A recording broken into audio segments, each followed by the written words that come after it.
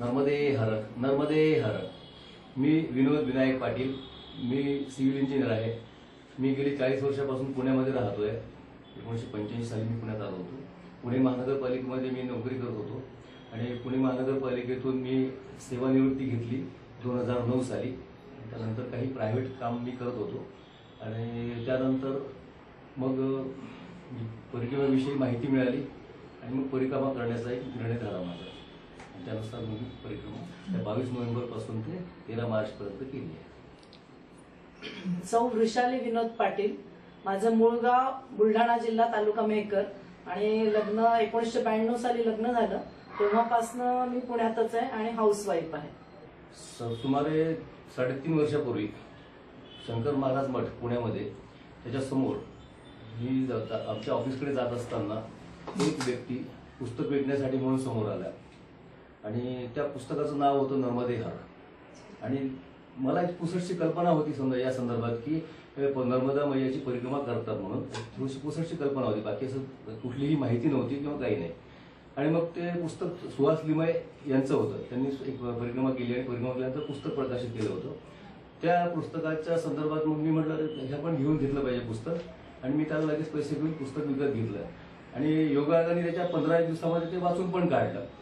अगदी दिवसावाईज त्यांनी दिलं होतं की माझा पहिला दिवस, दुसरा दिवस, असं 123 दिवसामध्ये त्यांनी ती परिक्रमा पूर्ण केली होती. आणि ते पुस्तक वाचता वाचता माझा हा निर्णय पक्का झाला की मला परिक्रमा करायची आहे. आणि त्यातलं शेवटचं प्रकरण जे होतं ते अश्वत्थामा भेटीविषयी होतं आणि ते तर खूपच म्हणजे चांगलं वाटलं मला की त्या दिवशी त्यांचे अश्वत्थामाची भेट झाली असावी असं त्यांना काही लोकांनी सांगितलं की जंगलामध्ये त्या रस्ता भटकले होते आणि त्यांना रस्ता सुचत नव्हता. आणि मग आता कुणाला विचारावं कारण जंगलात तर कोणी भेटतही नाही तिथे. आणि मग त्या अचानक एक मुळीवाला त्यांना दिसला आणि मुळीवाला त्यांनी विचारलं की मला ओंकारेश्वर जायचं, मला रस्ता सुचत नाहीये, तुम्ही सांगा. तर त्यांनी मुळी खाली ठेवली, त्याला फूट केली त्यांना की बाबा तुम्ही माझ्या मागे या. त्यांनी तो डोंगर चढून वर गेले आणि डोंगर चढून वरून खाली त्यांनी दाखवलं की हे डोंगर ओंकारेश्वर आहे. आणि मग त्या ओंकारेश्वरात ते त्या आनंदात किंवा 123 दिवसामध्ये माझी परिक्रमा पूर्ण झाली त्या आनंदात ते पळतच गेले तिकडे. अगदी आपलं ध्येय पूर्ण झालं म्हणून. आणि मग ते त्या एका घरात गेले आणि पाणी मागितलं त्यांनी. तेव्हा त्यांनी विचारलं तुम्ही ह्या मार्गाने कुठून आले बाबा. तर त्यांनी सांगितलं जंगलातून आलो म्हणे मी. नाही म्हणे इथं तर 2-2.5 किलोमीटर कुठली वस्ती नाही, कोणी माणूस नाही, कोणीच भेटणार नाही तुम्हाला. मग तुम्हाला रस्ता कोणी सांगितला. तर तेव्हा त्यांनी सांगितलं की तो अश्वत्थामा असावा कदाचित आणि मग त्यांनी तुमची भेट झाली त्यांची असं. तर हे प्रकरण मला आणखी खूपच जास्त इंटरेस्टिंग वाटलं आणि मग त्याच्यानुसार माझा निर्णय पक्का झाला आणि मी परिक्रमा करण्याचं ठरवलं. पहिल्या वर्षी मुलीचं लग्न ठरलं, डिसेंबरमध्ये लग्न होतं, त्यामुळे त्या वर्षी मला जाता नाही आलं. दुसऱ्या वर्षी माझी बायपास झाली होती आणि शिवाय आम्ही अमेरिकेत पण गेलो होतो मुलीकडे, त्याच्यामुळे त्या दिवशी मला जाणं जमलं नाही. पण यावर्षी मात्र माझा निश्चय पक्का झाला की यावर्षी मला जायचंच आणि आम्ही आधीपासूनच ते ठरवून होतो आणि नोव्हेंबरमध्ये कार्तिकी पौर्णिमेच्या दिवशीपासून आपण सुरुवात करायची असं आम्ही ठरवलं होतं. पण योगायोगाने महाराष्ट्राचे इलेक्शन्स त्यावेळेस डिक्लेअर झाले आणि ते निवडणूक आल्यामुळे 20 तारखेला मतदान होतं. त्यामुळे मतदान करून मग जायचं म्हटलं आपण. तेवढं 5 दिवसाला आम्ही हे घेतलं आणि 20 तारखेला मग आम्ही लगेच रिझर्वेशन करून घेतलं आणि मतदान करून मग आम्ही परिक्रमेला गेलो. वृषाली ताईंनी कसं काय नर्मदा परिक्रमा मी कशी केली ते सांगते. कशी मला म्हणजे प्रेरणा मिळाली. तर मिस्टरांनी सांगितलंच आहे आता की त्यांनी ते सुहास लिमये यांचं पुस्तक वाचलं आणि त्यामुळे त्यांना म्हणजे त्यांचा निर्धार पक्का झाला की आपण परिक्रमा करायचीच. पण माझं जरा डळमळीत होतं. मला काही म्हणजे इच्छा नव्हती असं की आपण जावं म्हणून. मला असं मी बघत होते की हे म्हणतात तर खरं आहे पण यांची बायपास झालेली आहे तर ते कॅन्सल करतात का. दिवाळी जवळ आली तरी पण म्हणजे मग ते नंतर त्यावेळेला मला म्हणाले दिवाळीच्या वेळेला की आपल्याला पौर्णिमा झाली की परिक्रमेला जायचंय म्हणून. मग ठीक आहे, मग मी पण माझ्या जरा मनाचा निर्धार पक्का केला की नाही, कारण म्हटलं आपण घरी बसून त्यांची काळजी करत बसणार 4 महिने, तर त्यापेक्षा आपण जाऊया सोबत. कारण गोळ्या औषधं व्यवस्थित घेतात नाही घेत, त्यापेक्षा बघूया आपल्याच्यानी झालं तर करायचं, नाहीतर मग बस वगैरे जे काय असेल त्यांनी करायचं. पण त्या मैयाच्या नर्मदा मैयाच्या कृपेने सगळं व्यवस्थित झालं आणि 112 दिवसात आमची परिक्रमा पूर्ण झाली आणि काही त्रास वगैरे काही झाला नाही तसा मला. म्हणजे तुम्ही हाऊसवाईफ होता, तुम्हाला चालायची वगैरे सवय होती का? केली प्रॅक्टिस त्याची? नाही, चालायची मला सवय होती. यांची बायपास झाल्यापासून आम्ही रोज सकाळी 1 तास चालायचो. पण सामान घेऊन चालायची हा, प्रॅक्टिस सामान घेऊनची प्रॅक्टिस केली नाही. डायरेक्ट तिथे ओंकारेश्वर पासनं पहिल्या दिवशीचं जर सांगते मी, ओंकारेश्वरनं आम्ही आमच्या पंडितजींकडे कन्याभोजन वगैरे सगळं करून निघालो. मोरटक्क्याकडे आम्ही म्हणजे प्रवासाला सुरुवात केली बाय रोडच, कारण आम्ही काही याच्याकडनं गेलो नाही, म्हणजे जो काय शिरोमाईचा रस्ता, हा नर्मदा किनाऱ्याने नाही सुरुवात केली. तर थोडंसं जरा सुरुवातीला म्हणजे वाटायचं की आता 15 मिनिटं झाले, 1 किलोमीटर झाले की थांबायचं जरा, 1-5 मिनिटं, परत थोडंसं गेलो 20 मिनिटं, परत थांबायचं. असं करत करत आम्ही पहिल्या दिवशीचा 13 किलोमीटरचा प्रवास मोरटक्क्याला जाऊन तिथे म्हणजे संपवला आम्ही. मग तुम्ही असं मनाशी असं काही ठरवलं होतं का की इतकेच किलोमीटर चालायचं, इतके किलोमीटर चालायचं नाही, की जशी नर्मदा मैया आपल्याला नेईल तसाच प्रवास करायचा? मग तुम्ही मोरटक्क्यावरनं कशा कशा पद्धतीने चाललात, की ठरवून चाललात का असं? नाही, त्या संदर्भात काय झालं की आम्हाला योगायोगाने त्यावेळेस एक खरगोन जिल्ह्यातले एक दंपती भेटले आणि ते त्यांची दुसरी परिक्रमा होती. तर योगायोगाने ते आमच्या सोबत या दरम्यान आले त्या प्रवासामध्ये, सुरुवातीलाच पहिल्या दिवशीच त्यांनी पण त्या दिवशी परिक्रमा उचललेली होती. आणि दुसरं काय झालं की आता हिने जे सांगितलं जसं की आम्हाला ऍक्च्युली किनाऱ्याने जायचं होतं, पण तो पंडितजीचं घर आमच्या त्या 3 किलोमीटर पुढे होतं गणेशनगर भागामध्ये. त्याच्यामुळे आता आमचा मार्ग निश्चित झाला, म्हणजे याने आधीच निश्चित करून टाकला की कन्यापूजन भोजन तुम्ही तिथं करा आणि तिथूनच तसं पुढे मोरटक्क्याला जा, तुम्ही खडा पहाडकडे जाऊ नका. म्हणजे त्या दृष्टीने आम्ही तिकडे निघालो आणि आम्ही भोजन करून दुपारी 11-12च्या दरम्यान निघालो तिथून. आणि मग एक रोटी बाबा आश्रम लागला, त्या ठिकाणी हे खरगोनचे जे दंपती होते ती आम्हाला भेटले. आणि मग योगाने ते आमच्या सोबत आल्यामुळे त्यांच्यासोबत आम्ही जेव्हा मोरटक्क्याला मुक्काम केला तर त्यावेळेस त्यांनी साधारण सांगितलं की दिवसातनं आपण साधारण 20 ते 25 किलोमीटर चालू शकतो आणि तेवढं 10-12 किलोमीटर सकाळी चालायचं, 10-12 किलोमीटर संध्याकाळी चालायचं, असं आमचं एक नियोजन ठरलं त्यावेळेस. किंवा एक 20-25च्या दरम्यान आपण चालायचं. आणि मग त्यात योगाने तिथले जे महाराज होते राजेंद्रसिंग चव्हाण, ऍक्च्युली हा रेवाकुंज नावाचा जो आश्रम आहे हा नवीनच तिथं ओपन झालेला आहे मोरटक्क्याला. आम्ही चाललो होतो वृंदावन आश्रमला, पण वृंदावन आश्रमला न जाता मध्येच त्यांनी आम्हाला आवाज देऊन आम्हाला तिथे बोलावलं. आम्ही त्यांच्या आश्रमात जेव्हा गेलो तेव्हा त्यांनी सांगितलं इथंच तुम्ही आश्रम लावा.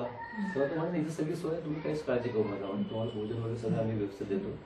आणि मग तिथं आम्ही जेव्हा थांबलो त्यावेळेस मग त्या महाराजांनी आम्हाला सांगितलं की तुम्ही सकाळी 12 किलोमीटरवरती टोकसर नावाचा आश्रम आहे म्हणे, त्या ठिकाणी तुम्ही उद्या भोजनासाठी जायचं.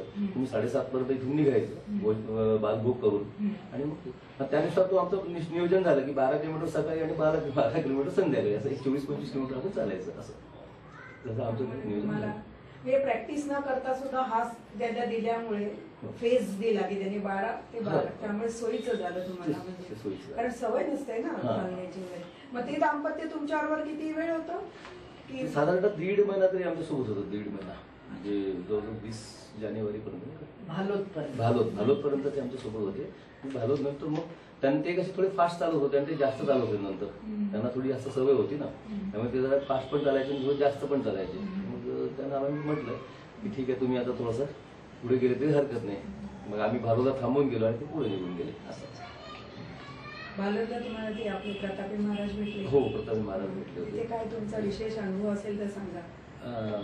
नाही, प्रतापी महाराजांकडे तसं काय आला, राहण्याचा योग नाही आला आमचं तिथे, पण दर्शन झालं मात्र. कारण आम्ही तर ऑलरेडी आसन लावलेलं की इथे भालोदच्या अलीकडच्या आश्रमामध्ये मंदिरामधल्या शिवालय मंदिर त्या ठिकाणीच. तर महाराजांकडे गेलो, महाराजांकडे दर्शन झालं, त्यांनी चहा वगैरे तिथे दिला आम्हाला. आणि ऍक्च्युली तिथे आम्ही म्हणजे याच्या आधी पण उत्तर वाहिनीमध्ये असताना त्यांच्याकडे गेलो होतो आणि ती पण त्यांना आम्ही ओळख सांगितली की अरे ते त्यांना ओळखायचे, ते म्हणजे जे चुलत भाऊ वगैरे आहेत ना ते तिथं नेहमी जातात, ते दरवर्षी जातात ते. तर त्याच्यामुळे ते त्यांना ओळखायचे. तर ते त्यांनी सांगितलं हो म्हणे. आणि त्यावेळेस आम्ही पण आलो होतो, तुमच्यासोबत आम्ही फोटो पण काढला होता म्हटलं त्यावेळेस. ती सगळी त्यांना आठवण आम्ही सांगितली. तर त्यांना ते खूप छान वाटलं एकदम. मग मैयाच्या किनारी जाऊन दर्शन घेऊन तसंच आम्ही मग आश्रमात आलो. सियाराम बाबांचं दर्शन हो झालं. सियाराम बाबाचं दर्शन आमचं 25 नोव्हेंबरलाच झालं आमचं. हो, 22 नोव्हेंबरला आम्ही परिक्रमा घेतली आणि 25 नोव्हेंबरला आमचं त्यांचं दर्शन झालं. आम्ही मुद्दाम त्यांच्या आश्रमामध्ये जाण्यासाठी म्हणून म्हणजे अट्टहास करून त्या दिवशी आम्ही 27-28 किलोमीटर चाललो. आम्ही 4-5 किलोमीटर जास्त चाललो आम्ही त्या दिवशी. मर्दानामध्ये आम्हाला त्या लोकांनी खूप आम्हाला आग्रह केला की तुम्ही पुढे जाऊ नका, तुम्ही वेळेत पोहोचत नाहीये. 6:30 होती तुम्हाला तिथे पोहोचायला. पण आम्ही म्हटलं नाही, आम्हाला शेरबाबाच्या आश्रमामध्ये जाऊन राहायचं आहे म्हटलं, रात्री पण दर्शन घ्यायचं त्यांचं आणि सकाळी पण दर्शन घ्यायचं आहे म्हटलं. आणि तेवढ्यासाठी आम्ही अट्टहास करून तिथे गेलो. 6:30च्या दरम्यान तिथे पोहोचलो आम्ही शेरबाबाच्या आश्रमामध्ये. आणि मग तिथे मुक्काम केला. रात्री दर्शन घेतलं, श्रीरामबाबाचं छान दर्शन झालं आमचं. आणि सकाळी उठल्यावर तर आणखीन छान दर्शन झालं. म्हणजे ते रात्री तरी समजा कसं की ते फक्त वाचन चालू असताना आमचं दर्शन झालं. त्यामुळे त्यांचं काही कोणाकडे लक्ष नव्हतं, ते कोणाशी बोलत नव्हते. पण सकाळी आम्ही जेव्हा गेलो तेव्हा सगळ्यांशी ते वार्तालाप चालू होती, चर्चा विनिमय चालू होते. त्या आश्रमातले सगळ्या इतर पदाधिकाऱ्यांशी त्यांचं बोलणं चालू होतं. असं त्यावेळेस आमचं त्यांचं दर्शन झालं छान. मग तिथे चहा मिळाला आम्हाला आणि मग तो चहा घेऊन मग आम्ही पुढे निघालो. पुढचा प्रवास कुठे कसा केला? प्रकाशमध्ये? हा, मग त्याच्यानंतर मग आम्ही आमचा पहिला जो मुक्काम झाला, हा पहिला मुक्काम तर सांगितलं त्यांनी टोकसरला. आम्हाला त्यांनी सांगितलं तुम्ही जा म्हणून. आम्ही त्याप्रमाणे टोकसरला 12-12:15 पर्यंत पोहोचलो. तिथे आमची भोजनाची व्यवस्था झाली, त्यांनी फोन करून सांगितलेलं होतं. आणि तिथून नंतर आम्हाला पुढचा 12-15 किलोमीटर वरती जो काकरिया नावाचं गाव आहे, तिथे आम्हाला मुक्कामाला जायचं होतं. कारण हे आमचे सोबतचे जे खरगोन जे होते तर शंकर बाबा, तर त्यांचा कसा आला, त्यांची जिथे मुक्काम केलं ते आम्हाला सांगायचे की आपला पुढचा मुक्काम आम्ही अमुक ठिकाणी केला होता, मग तिथे आपण जायचं. असं तर काकरी म्हणून जायचं होतं. तर त्याच्या अलीकडे फनगावला एक गंगेश्वर धर्मशाळा म्हणून लागते. गंगेश्वर धर्मशाळा अगदी छोटीशी धर्मशाळा आहे ती. अगदी एक 10-15 लोक समजा त्या आश्रमात राहू शकतील असे छोटासा आश्रम आहे तो. पण तिथले जे महाराज आहेत त्यांचं वय झाल्यामुळे ते आता सेवा देणं त्यांनी बंद केलं. तर ते सदावर देत होते. पण तिथं 2 मैया, एक परिक्रमा करणारी मैया आणि एक त्या गावातली मैया, असे दोघी मिळून तिथे ते सेवा देत होते. ते लांबून आम्हाला बोलवत होते, जवळ 100-150 मीटर आतमध्ये ते बोलवत होते आम्हाला की तुम्ही इकडे या म्हणून. पण कोणाची कसं असेल तेव्हा एक चहासाठी आपण इतक्या लांब जायचं आणि पुन्हा वापस येऊन पुन्हा पुढे जायचं. आम्हाला अजून 5 वाजलेले होते, 1 किलोमीटर 1.5 किलोमीटर पुढे जायचं होतं. म्हणजे 5:30-5:45 नक्कीच झाले असते आम्हाला तिकडे. तर आम्ही पण विचार केला की जायचं की नाही जायचं. पण आमच्यासोबत एक शिवकुमार म्हणून होता, तो एक मुलगा, तो अनवाणी परिक्रमा करत होता. तो म्हणला ये मैया का हम अनादर नहीं कर सकते, वो बुला रही अपने को तो जाना चाहिए, तो चलो बोला. मग आम्ही सगळे तिथे गेलो. तिथे गेल्यावरती त्या मैयाने आम्हाला जे सांगितलं ते आम्हाला पाहून म्हणजे फार दुःख वाटलं आणि आम्ही लगेच आमच्या तिथे आसनं लावले. त्यांनी आम्हाला सांगितलं की आज सकाळपासून एकही परिक्रमावासींना आम्ही जेवण दिलं नाही आणि म्हणून आज स्वयंपाकच केलेला नाहीये. आणि त्याच्यावर तुम्ही आता आलेत तर आता स्वयंपाक होईल आणि मग आम्हाला पण जेवण मिळेल तुमचं जेवण झाल्यानंतर. हे जेव्हा त्यांनी म्हटलं आम्हाला, आम्ही ताबडतोब तिथे आसनं लावली. तिथे वसतिगृहात सोय पण नव्हती, काही हे नव्हतं. पण तरी म्हटलं नाही आपण इथे थांबायचं म्हटलं आता. आणि मग आम्ही तिथं थांबलो. त्यांनी आम्हाला सांगितलं काय काय बनवायचं होतं. तुम्ही म्हटलं मैयाचा प्रसाद राहील, तुम्ही जे काही द्याल आम्हाला ते. दाल चावल बनवतो चालेल किंवा काय नाही म्हणे. आम्ही रोटी पण बनवतो, दाल चावल पण बनवतो, भाजी पण बनवतो. म्हणजे तसं रोटी सब्जी दाल चावल सगळं त्यांनी बनवलं. आमचं जेवण झालं. आमचं जेवण झाल्यानंतर त्या 2घी जणी जेवल्या. ते आम्हाला खूप समाधान वाटलं त्या दिवशी की नाही खरंच म्हणजे आपण इथं थांबलोय, खूप चांगलं झालं. तुमची परिक्रमेत दिनचर्या कशी होती? म्हणजे सकाळी किती वाजता साधारण तुम्ही उठत होता? नंतर तर दिनचर्या जर म्हणाल तर साधारणतः आमची दिनचर्या अशी निश्चित झाली की साधारणतः 4:30 ते 5:45 दरम्यान आम्ही उठायचो. 4:30 दरम्यान. आणि 5:30-5:45 पर्यंत आम्ही सगळं आवरून पूजा वगैरे करून तयार राहायचो. 6-6:15 आम्ही बाहेर पडण्याचा प्रयत्न करतो. कधी 6, कधी 6:30. आणि अगदीच कधीतरी समजा थोडासा उशीर झाला तर 7 वाजे. कधी कधी काय होतं की समजा चहा बालभोग जर कुठे असला समजा तर थोडासा कधी कधी उशीर पण होत होता. पण साधारणतः 6 ते 6:30 दरम्यान आम्ही निघत होतो बाहेर. आणि सकाळच्या याच्यामध्ये साधारणतः 12 ते 15 किलोमीटर चालायचं आणि दुपारच्या याच्यात 10 ते 12 किलोमीटर 15 किलोमीटर चालायचं, असं आमचं नियोजन होतं. आणि दुपारच्या वेळेत साधारणतः 10-10:30-11 वाजता आपण कुठल्या एखाद्या आश्रमात पोहोचलो तर साधारणतः 1 वाजेपर्यंत म्हणजे भोजन झाल्यानंतर 1-1.5 तास आराम करून 1-1-2 वाजता परत निघायचं पुढे असं. आणि मग 5-6 वाजेपर्यंत आणि 5-6 वाजता पुन्हा आश्रमात जाऊन थांबायचं. परिक्रमा करताना काही अडचणी आल्या का तुम्हाला? नाही, तशा अडचणी म्हणून आम्हाला फारशा नाही आल्या कुठल्या. कारण काय झालं, पहिलेपासून आमचं नियोजन होतं आणि खास करून काय झालं की पूर्वतयारी कशी करायची या संदर्भात म्हणजे आमचे जे साडू आहेत प्रदीप बरबडे, तर त्यांनी मात्र आम्हाला याच्यामध्ये खूप मदत केली. की जसे आमचा निश्चय झाला त्यांनी पहिल्यांदा नाहीच म्हणले, नका करू म्हणे, इतक्या लांब आहे, खूप जास्त चालावं लागते, कधी कधी त्रास होतो, पायाला पुढे येतात किंवा थोडंसं नाही पण म्हटलं आम्हाला ते. पण नंतर आम्ही म्हटलं नाही आम्हाला जायचं आहे म्हटलं. ठीक आहे, समजा नाही झाली तर आम्ही वापस येऊ म्हटलं. आणखीन काय समजा जास्त त्रास झाला तर थांबवू मध्ये आपलं मैयाची माफी मागून आम्ही वापस येऊ असं म्हणून आम्ही. पण ते जसा आपला निर्णय झाला त्यांनी लगेच आम्हाला व्हिडिओ पाठवायला सुरुवात केली. प्रतिभाची त्यांचा व्हिडिओ पाठवला, उदयनजी आचार्यांचा व्हिडिओ पाठवला. त्यानंतर बरेचसे त्यांनी आम्हाला माहितीचे व्हिडिओ पाठवले की बाबा सामान काय काय न्यायचं, कसं सामान कमीत कमी ठेवता येईल आपल्याला, स्लिपिंग बॅग घ्यायच्या वगैरे होते. मग ते सगळे त्याप्रमाणे आम्ही बरोबर पूर्वतयारी करून ते केलं. तर बाकी तशा आम्हाला अडचणी कुठल्या नव्हत्या, कारण एक तर काय झालं की आम्हाला एकच मुलगी आहे, त्यामुळे घरी फॅमिली आमची आम्ही तिघच समजा होतो. तर मुलगी तर अमेरिकेत असते, आम्ही दोघंच इथे असतो.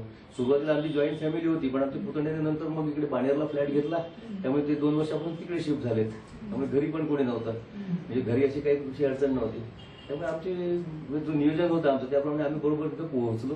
रिझर्वेशन आम्हाला व्यवस्थित वेळेवर मिळाले. आमच्या पुतण्याने सगळे रिझर्वेशन करून ठेवले होते आमचे 20 तारखेलाच, आणि त्यानुसार आम्ही नियोजनानुसार तिथे पोहोचलो. त्यामुळे फारशा अडचणी नाही आल्या आणि परिक्रमा मग सुरू झाली आमची. मग परिक्रमा केलेल्यांनी कोणी तुम्हाला मार्गदर्शन केलं होतं आधी, का फक्त त्यांनी तुम्हाला व्हिडिओ पाठवले त्याच्यावरतीच तुम्ही? नाही, परिक्रमा केलेले एक सुधीर देशपांडे म्हणून आमचे एक रिलेटिव्ह आहेत, ते अकोल्याला असतात. त्यांनी अकोल्यावरून तिकडून परिक्रमा केली होती. ते खंडवा मार्गे तिथे ते ओंकारेश्वर पोहोचले. तर त्यांच्याकडे आम्ही एकदा गेलो होतो परिक्रमा सुरू होण्याच्या 8 ते 10 दिवस आधीच. त्याच्या आधी फोनवर त्यांच्याशी आमचं 2-3 इंटरॅक्शन झाली होती, आणि मग त्यांनी पण थोडीशी आम्हाला मार्गदर्शन केलं की बाबा तुम्हाला कसं जायचं, कुठे आश्रम असतात, कसे असतात, तुम्हाला किती अंतर समजा कापायला लागते किंवा काय वगैरे असं. त्या संदर्भात त्यांनी पण थोडं मार्गदर्शन केलं. आणि साधारणतः काही आश्रमांच्या बाबतीत ते पण त्यांनी सांगितलं की बाबा इथले अमुक आश्रम जे असतात ते या महाऋषींचे आहेत, बाबा तुम्ही तिथं जरूर जा, इथं अमुक ठिकाणी जरूर जा, असं हे पण त्यांनी मार्गदर्शन आम्हाला केलं. सुधीर देशपांडे आणि निलिमा देशपांडे दोघांनी पण पती पत्नीने केली. त्यांनी पूर्ण शूलपाणी मार्गे केली. त्यांनी किनारा आणि शूलपाणी त्यांनी केलं. आणि मग त्यांनी ते सांगितलं की तुम्ही पण बघा म्हणजे तुम्हाला कसं जमते, जर जमलं तर तुम्ही तिकडून जा. पण शिल्पाळीत शिरला नव्हता, नाही, आम्ही 52 मार्गे गेलो. तर त्याचा पण थोडासा किस्सा असा झाला की आम्ही जेव्हा बडवणीला आलो, बडवणीला आल्यानंतर हा पुढचा मार्ग बदलणार होता.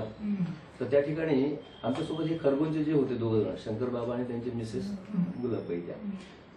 तर आम्ही निघताना या योगमाया मंदिरापाशी आलो.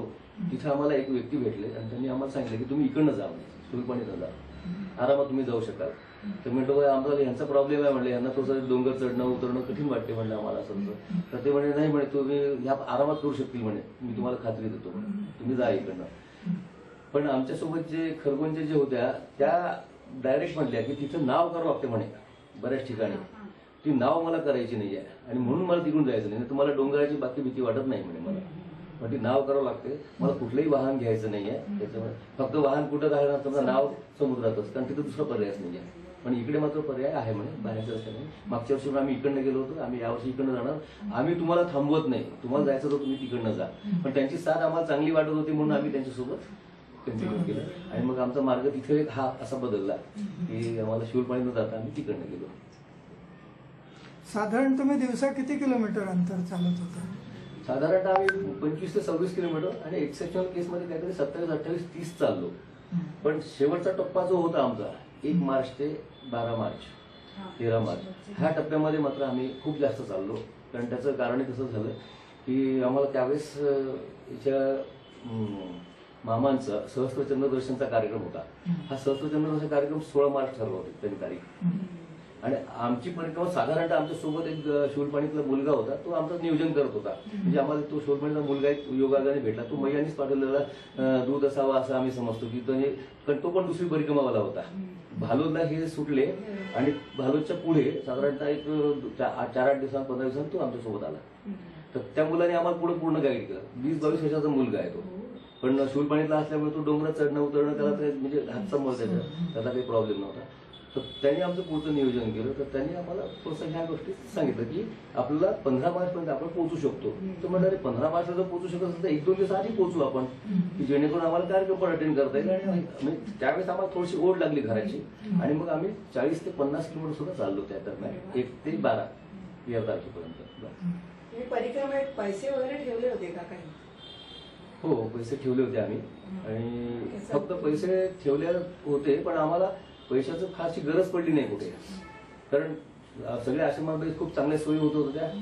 जेवण खावण कुठे काय आम्हाला अडचण येत नव्हती. फक्त आम्हाला अडचण जी आली होती तर म्हणजे आम्हाला शंका होती की जसं आश्रमामध्ये उपवासाचे फराळाचे पदार्थ काही मिळणार नाहीत. पण जेव्हा जेव्हा आमचे उपास होते, म्हणजे सोमवारचा एक आमचा उपास असायचा, चतुर्थीचा उपास असायचा आणि एकादशी दिवस, तर ह्यांच्या उपासाच्या दिवशी आम्ही मात्र थोडंसं खजूर किंवा थोडं शेंगदाणे वगैरे आम्ही थोडंसं कुठतरी घेऊन ते सोबत ठेवायचं. कारण तर आश्रमात बऱ्याच वेळेला असते नसते, काही ठिकाणी मिळते नाही मिळत. पण मला एक असा अनुभव आला की एकादशीच्या दिवशी मात्र सगळ्या आश्रमांमध्ये सगळीकडे व्यवस्थित मिळतं. अगदी एकादशीला कुठे अडचण नाही आली, पण आम्हाला सोमवार आणि चतुर्थीला मात्र थोडीशी अडचण आली. तर त्यावेळेस आम्हाला आमच्यासोबत जे असायचं साहित्य ते आम्ही वापरून घ्यायचो. कुठे असं असुरक्षित वाटलं नाही ना तुम्हाला की? नाही, पूर्ण परिक्रमेमध्ये कुठेही असुरक्षित वाटलं नाही. आम्ही जंगलातून दोघंच एकटे जवळजवळ 7 ते 8 किलोमीटर आम्ही एकटेच चालत होतो. म्हणजे आमच्या सोबत कोणीच नव्हते. परिक्रमावासी पुढे पण नव्हते, मागे पण नव्हते. कारण आम्ही साधारण 10:30 ते 11च्या दरम्यान जयंती माता मंदिरापासून जे निघालो आम्ही, तर बावडाखेडा म्हणून जे गाव आहे तिथे मला तब्येतीचा त्रास झाला, पोट खराब झालं. त्यामुळे मला तिथं 1 तासभर थांबावं लागलं. 1 तासभर थांबल्यानंतर तोपर्यंत सगळे परिक्रमावासी जे मागून येत होते ते सगळे आले, चहा पाणी घेतलं, पुढे निघाले. पण आम्ही तिथंच थांबलेलो होतो. आणि 10:30-11ला आमचा निर्णय झाला की आपण पण आता पुढे जाऊ, आता मला बरं वाटतंय म्हणलं थोडंसं. तर त्यावेळेस मात्र आम्ही पाहिलं की त्या पूर्ण जंगलामध्ये कोणीही नव्हतं. अगदी एखाद दुसरी मोटरसायकल समजा आली तर आली, समजा तेवढं फक्त एक दिसली. आणि एक मोटरसायकल लावला. आता मला थोडंसं जरा अशक्तपणा वाटत होता म्हणून मी माझ्याजवळची बॅग एका मोटरसायकलवर दिली आणि त्याला म्हटलं तू जयंती माता मंदिरमध्ये फक्त नेऊन ठेवून दे तिथे आश्रमात तिथे. आणि तिथे गगन नावाचा मुलगा आहे, त्याला जर प्लस भेटला तर त्याजवळ ठेव, नाही तर तिथं कुठेही ठेवली तरी चालते म्हटलं, तसं काही प्रॉब्लेम नाही. तर मग त्यांनी मात्र ती मोटरसायकलवर नेली. तर तो पूर्ण 7 ते 8 किलोमीटरचा प्रवास आमचा 2-1 तास आमचा चाललो होता. आम्ही 11:30-12 पर्यंत तिथं चाललो. तर ते पूर्ण आम्हाला भीती नाही वाटली कधी. पूर्ण मार्गक्रमण करता करता पुढे गेल्यानंतर मागच्या काही आठवणी आली, अरे ह्या नर्मदा मैयानी तर आपल्याला दर्शन दिलं नसेल ना, असं कुठे तुम्हाला जाणवलं का? झालंय एकदा. म्हणजे आम्ही तर एक जंगलचाच रस्ता, म्हणजे रस्त्यानेच होतो, पण तर तिथे आम्ही निघालो आणि माझ्याजवळचं पाणी संपलं कमंडलूतलं. दोघांजवळ पण 1-1 लिटरचे पाणी भरेल एवढं कमंडलू होतं. तर पाणी संपलं. यांना म्हटलं आता काय करायचं आपण.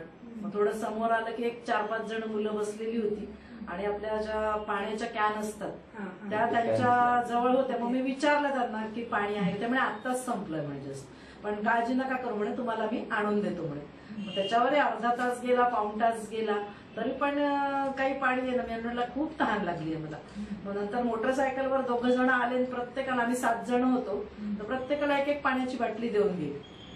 मग ते मी म्हटलं हे नक्कीच मैयाचं नियोजन आहे, त्या मैयाच्या रूपातच आपल्याला पाणी आणून दिलं म्हटल्या लोकांनी. इतकी तहान लागली होती की पाणी, पण रस्त्यावरती कुठे पाणी नव्हतं, हापसा पण नव्हता काही. असे काही क्षण आले का की असं वाटलं की काय करावं आता आपण, नर्मदा परिक्रमा पुढे चालू ठेवावी का काय करावं, थांबवावी, असं काही मनात कधी विचार आला का, किंवा असा काही प्रसंग घडला का की असा विचार येण्या? या बाबतीत असं म्हणता येईल जसं की हिचा एक अनुभव आहे ती सांगेल, आणि नंतर माझा आहे काय तो पण मी सांगतो. माझी मध्ये 2 दिवस उपास झाले होते, महाशिवरात्र आणि एकादशी वगैरे असं. त्यामुळे ते पाण्यामुळे म्हणा की ते फराळाचं म्हणजे साबुदाण्याची खिचडी खाल्ली होती ती माहिती नाही, तर त्याच्यामुळे माझं जरा पोट बिघडलं आणि लूज मोशन झालं मला. त्याच्यामुळे बीपी लो होऊन गेलं. त्यामुळे रामनगरचं एक गाव होतं, तिथे आम्ही डॉक्टरांना दाखवलं. तर मग ते म्हणे सलाईन लावावं लागेल म्हणे तुम्हाला. मग त्यांनी सलाईन लावायला लागेल तर माझी व्हेन्स सापडत नव्हती. त्यांनी एक 5-6 ठिकाणी ते ट्राय केला. शेवटी मिस्टर म्हणे आता मला नाही बघवत आहे म्हणे ते, आता लास्ट तुम्ही एकदा ट्राय करा, नाही तर जे काही औषध पाणी आहे त्याच्यावरच सोडून द्या म्हणे. मग कसं बसं त्यांना सापडली, वेळ सलाईन लागलं. आणि मग असं वाटलं तर हे म्हणे आता जाऊ दे तू चालली जा म्हणे, परत नाही तर पुण्याच्या गाडी पकड आणि चालली जा म्हणे. म्हटलं नाही ठीक आहे, होईल म्हटलं व्यवस्थित. मग दुसऱ्या दिवशी माझी तब्येत चांगली झाली आणि आम्ही जवळजवळ म्हणजे असं न थांबताच 20 किलोमीटर 30 किलोमीटर असं चाललो. त्या दिवशी मात्र ते मी त्याला असं जे काय म्हटलो ना की तू त्यांची तब्येत मला पाहवत नव्हती, कारण खूप वीक झाली होती, म्हणजे अशक्तपणा खूप होता, तिला चालता पण नीट येत नव्हतं. म्हणलं एवढी मी बॅग घेऊन आपण चालणार तर ते काही शक्य होणार नाही. म्हटलं तू जाते का म्हटलं परत नाही म्हटलं, मी वाटलं तर 1-2 दिवस आराम करू म्हणे आपण. आणि पण त्या सलाईनचा एवढा मात्र इफेक्ट झाला की दुसऱ्या दिवशी सकाळी आम्ही मधुपुरा म्हणून जे गाव आहे मार्कंडे आश्रमाच्या तिथं गेलो. आणि त्या दिवशी महाशिवरात्र होती.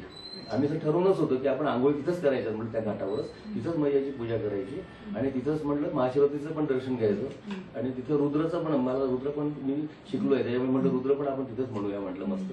तर ते आम्ही ठरवलं, आम्ही बरोबर. आणि तेवढं अंतर कमी आहे म्हटलं, ते तर तेवढं जर तुला चालणं शक्य झालं तर आपण पुढे विचार करू म्हटलं पुढे कसं जायचं ते असं. तर ते त्यानुसार मग आम्ही गेलो. माझ्या बाबतीत असं घडलं की विक्रमपूर नावाचं जे गाव होतं त्याच्या एक 7 किलोमीटर आधी माझा पाय इतका दुखावला की तळपाय जो होता पूर्ण दुखत होता. आणि मला तो पाय उभाच ठेवता येत नव्हता. तर मी थोडासा योगाचा पण अभ्यासक आहे, त्याच्यामुळे मी योगाच्या अभ्यासातले काही थोडेसे उपाय वापरून बघितले. तर त्यातनं मला फक्त एकच झालं की मला थोडंसं पाय तिरपा ठेवून मला थोडंसं उभं राहता आलं आणि मग उभं राहून मी चालू शकलो. तर ते मला स्पीड काय मिळायचं फक्त 1.5 तासामध्ये फक्त 2 किलोमीटर गेलो 1.5 तासात. तर ते 2 किलोमीटरच्या आश्रमात आमचा तो मुलगा गगन जो होता आमच्यासोबत तो थांबला. त्यांनी तिथून सांगितलं की तुम्हाला तिथून जिथे आहे तुम्ही 2 किलोमीटर पुढे आले की तुम्हाला तो आश्रम लागेल, तर तुम्ही 2 किलोमीटर येऊ शकाल का? मी म्हटलं तेवढं तर मी येऊ शकतो, म्हटलं येतो म्हटलं मी. 2 तास लागले आम्हाला तिथे गेल्यानंतर मला आता हा पाय इतका दुखत होता. मग ते आमच्या सोबतचे कुलकर्णी काका म्हणून होते, त्यांनी पेन किलर दिली एक गोळी, ती गोळी मी खाल्ली. तो गगन होता, तो गगन शूरपाणीचा मुलगा असल्यामुळे त्याचे वडील मालिश वगैरे करायचे, त्यामुळे ते मालिश त्यांना माहीत होती. त्यांनी मालिश मला करून दिली थोडीशी. आणि ती मालिश केल्यानंतर ते मला पाय थोडासा आणखीन टेकवायला यायला लागला. त्याच्या भरोशावर मी पुढचे म्हणजे थोडंसं अंतर कापलं 4 किलोमीटर आणि विक्रमपूरला पोहोचलो. पण तरी पण पाय मात्र दुखत होता. म्हणजे असं मी चालू शकेल की नाही असं वाटायला लागलं मला पुढे काय करता येईल आपल्याला. तर त्या दिवशी तिथे हरिराम बाबा म्हणून एक बैतूल जिल्ह्यातले आहेत, ते परिक्रमावासी माझ्या सोबत होते. आणि ते मला बोलले होते की तुमचा स्पीड आणि आमचा स्पीड थोडासा बरोबर मॅच वाटतो मला, म्हणून मी तुमच्या मागे पुढे असतो म्हणे. आणि मग नंतर त्या दिवशी त्यांनी मला म्हणले आओ बैठो इधर, मुझे दोपहर में माताजी बोल रहे थे, बोले पैर दुखता है उनका करके. मुझे देखना ही था लेकिन उस समय मैं नहीं देखा क्योंकि वो गगन कुछ मालिश कर रहा था. अभी मैं देखता हूँ बोले, दिखाओ बोले पैर. त्यांनी पाय बघितला आणि ती मला दाखवलं त्यांनी एक ठिकाणी की इथं तुमचे व्हेन्स ब्लॉक झालेले आहेत म्हणजे, त्यामुळे ब्लड सप्लाय पुढे जात नाही, त्यामुळे तुमचा हा पाय पूर्ण दुखतो. आता त्या मी तुम्हाला मोकळ्या करून देतो. त्यांनी लगेच सरसो तेलाची बाटली उघडली त्यांची आणि तुम्हाला मालिश करून दिली. ती मालिश केल्यावर अभि चल के देखो. लिटरली मी त्यांच्या समोर मस्त चालून गेलो आणि चालून आलो. इतकं छान वाटलं मला की हा मैयाचाच एक चमत्कार की मैयाने हा एक स्पेशल डॉक्टर म्हटलं माझ्यासाठी पाठवला. आणि ते हरिराम बाबा आज म्हणजे ते होते म्हणून माझं परिक्रमा पुढे लगेच सुरू झाली. दुसऱ्या दिवशी आम्ही त्यांच्या पुढे निघून गेलो, पण ते पुढे आमच्या मागे तिथं पोहोचले. तिथं पोहोचल्यावर त्यांनी मला विचारलं पुन्हा मालिश करणं आहे. त्याही आश्रमात त्यांनी मालिश करून दिली, योगिटी क्रिया म्हणून. म्हणजे असं करत करत आमचे सगळे ते मालिश 3 ते 4 दिवस त्यांनी मालिश केली मला. आणि ते जेवढे 4-5 दिवस ते माझ्यासोबत होते. त्याच्या पुढे म्हणजे कधी नव्हते सोबत, त्यानंतर ते मागे पडले आमच्यापासून. आणि त्याच्या आधी पण आमच्या सोबत नव्हते, पण तेवढे 4-5 दिवसात ते पूर्ण होते आणि माझी पूर्ण मालिश त्यांनी करून दिली. त्यांच्या भरोशावर माझी पूर्ण परिक्रमा झालेली आहे. तर त्यांना खूप धन्यवाद. ते मैयानी पाठवलेले एक स्पेशल डॉक्टर होते माझ्यासाठी. परिक्रमेत काही नियम पाळले होते का तुम्ही? हो, परिक्रमेमध्ये आम्ही म्हणजे परिक्रमेचा नियम होता की बा सूर्यास्त झाल्याशिवाय बाहेर पडायचं नाही, परिक्रमेला सुरुवात नाही करायची. सूर्योदय झाल्याशिवाय. तर आम्ही बरोबर सूर्योदय झाला, तयार जरी होऊन बसलो सगळं पूजा वगैरे करून, सूर्योदय झाल्यानंतर निघायचं आणि 11:30च्या दरम्यान साधारण एका म्हणजे आश्रम बघून तिथे थांबायचं की बा भोजनाची वेळ असते. आपण जास्त उशिरा गेलं तर त्यांना त्रास होतो आश्रमवाल्यांना. आणि संध्याकाळी मग सूर्यास्त व्हायच्या आत जो आश्रम असेल तर तिथे आम्ही थांबून जायचो. मग मैयाची पूजा तुम्ही सकाळ संध्याकाळ दोन्ही वेळा? हो, सकाळ संध्याकाळ. फक्त एक्सेप्शनल 3 दिवशीच फक्त आम्ही फक्त मैयाची पूजा सकाळी निघताना नाही केली. ते एक म्हणजे विक्रमपूर गाव, तिथं आंघोळीची फारशी चांगली व्यवस्था नव्हती आणि त्याच्यामुळे मग आम्ही थोडंसं म्हटलं की आपण थोडं पुढे लवकर निघू. 5 वाजताच आम्ही निघालो. म्हणजे 7-7:30 पर्यंत कुत्रे जाऊन एखाद्या ठिकाणी पोहोचू आपण. तर आम्ही 9-9:30-10च्या दरम्यान नवोदय विद्यालय जे आहे पुढे, तिथं आश्रम होता विक्रमपूरच्या पुढे, तर त्या ठिकाणी आम्ही पोहोचलो आणि तिथं पण आरती केली. दुसरं रामनगर जे म्हटलं मी तुम्हाला महाशिवरात्री दिवशी, तिथं सलाईन लागलं होतं आदल्या दिवशी. दुसऱ्या दिवशी महाशिवरात्र होती. महाशिवरात्रीचं कुंभाचं शेवटचं स्नान होतं, त्यामुळे ते आम्हाला मैयाच्या किनारी करायचं होतं. म्हणून मधुपुराला आम्ही हे घेतलं की 8 किलोमीटर पुढे आहे, तिथे जाऊ. मग त्या दिवशी आम्ही आंघोळ न करता निघालो आणि त्या ठिकाणी जाऊन आम्ही पूजा केली, आंघोळ करून पूजा केली. त्याच्यानंतर एक तिसरं बिलाखरी, तर तिथं पण आमचं तसंच झालं की आम्ही तिथे सगळे आंघोळीला गेलो तर आंघोळीचं पाणी संपलेलं टाकीतलं. आता टाकीत पाणी म्हटलं केव्हा येईल, 4:30 वाजलेले होते. तर आम्ही लगेच आवरलं, 5 वाजता तिथून निघालो आणि मग पुढच्या एखाद्या आश्रमात जाऊन आपण पूजाचं हे करू म्हटलं. त्यानुसार आम्ही पुढच्या आश्रमात पूजा केली. त्याच्या 3च दिवस फक्त आम्ही फक्त ते सकाळची पूजा आमची म्हणजे बाहेर जाऊन केली आम्ही, नाही तर अदरवाईज आम्ही सगळ्या पूजा तिथं आश्रमातून निघायच्या आधीच केलेली आहे. भले किती वाजता निघायचं असतो ते 5-5:15 तरी 5:30 वाजता, पण शक्यतो आम्ही 6च्या आधी फार कमी निघालो. एक 5 ते 6 वेळाच फक्त 7-8 वेळाच गेलो. पण ते 126 केसमध्ये कसं अंतर थोडं जास्त होतं आश्रमाचं, म्हणून जेवणापर्यंत तिथे पोहोचलो पाहिजे म्हणून आम्ही थोडं लवकर निघालो. आता तुम्ही आत्ताच परिक्रमा करून आलात, मग सर्व ठिकाणी रस्ते झालेले आहेत का? काही ठिकाणी खडकाळ असा शेतातून जाण्याचा मार्ग? नाही, शेतातून तर आम्ही म्हणजे किनारी जे रस्ते होते ते बहुतेकशे सगळे शेतातूनच आणि याच्यातूनच होते. तर तिथे तर काही फारसे रस्ते नाही आहेत, पण बऱ्याचशा ठिकाणी जे म्हणजे थोडंसं वरच्या बाजूला आहेत ना, त्या ठिकाणी बरेचसे रस्ते चांगले झालेले आहेत आता. म्हणजे अगदी थोडंसं म्हणजे 50-100 मीटर पुढे रस्ते आहेत काही, आणि अगदी किनाऱ्याने जे रस्ते आहेत ते तर मात्र थोडेसे पाऊलवाट आणि शेतातलेच आहेत. पण आता काय झालं, आमचा मॅक्झिमम प्रवास जो झाला तो रस्त्याने झालेला असल्यामुळे म्हणजे आम्ही साधारणतः रस्त्याने जास्त फिरलो. एक 700-800 किलोमीटर 1000 किलोमीटरच्या आसपास आम्ही किनाऱ्याने गेलोय आणि 2000 किलोमीटर मात्र आम्ही रस्त्याने गेले. म्हणजे मग आता चढ उतार त्या मंडलाच्या ठिकाणी म्हणा हो. किंवा लक्कडकोट जंगलात तर प्लेनच रस्ते, प्लेनच आहे.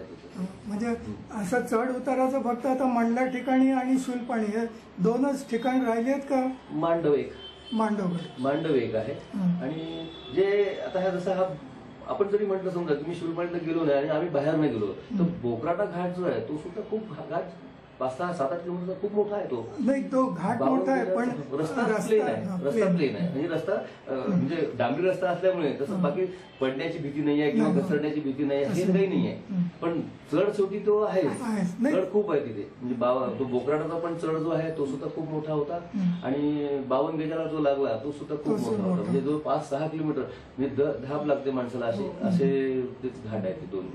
अगदी खंडाळा घाटाची तुलना घेतलं असं. तुम्हाला कोणी साधू संत वगैरे भेटले का ज्यांनी मार्गदर्शन केले असं काही?